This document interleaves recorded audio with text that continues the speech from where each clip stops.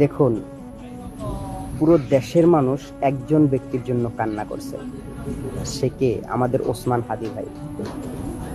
আমি চ্যালেঞ্জ করে বলতে পারি যে আমাদের দেশের এমন কোনো রাজনীতি দলের এমন কোনো নেতাকর্মী, এরকম কোনো একটা দল বলতে পারবে না যে তার নেতাকর্মী মারা যাওয়ার পরে পুরো দেশের মানুষ কান্না করছিল।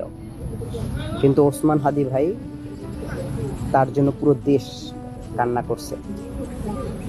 আজকে দেখেন, তার মা হয়তোবা তার সন্তানকে হারাইছে। জানি সন্তান হারানোর কষ্ট খুব কঠিন, কিন্তু আমি তাকে বলতে চাই, মা দেখেন, আপনি কিন্তু ধন্য। কারণ কি, আপনার ছেলের জন্য পুরো দেশ, যারা চিনে না ভালো করে, তারাও কান্না করছে।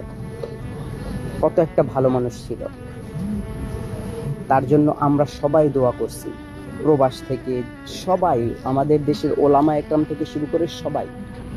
আপনি ধন্য ওসমান হাদি ভাইয়ের আম্মা হয়ে। ইনকলাব মঞ্চের আমাদের যতগুলো ভাই আছে সবাইকে বলবো, ভাই, এরকম জীবন গঠন করেন। আপনারা আপনারা সবাই একজন একজন ওসমান হাদি ভাই হয়ে যান।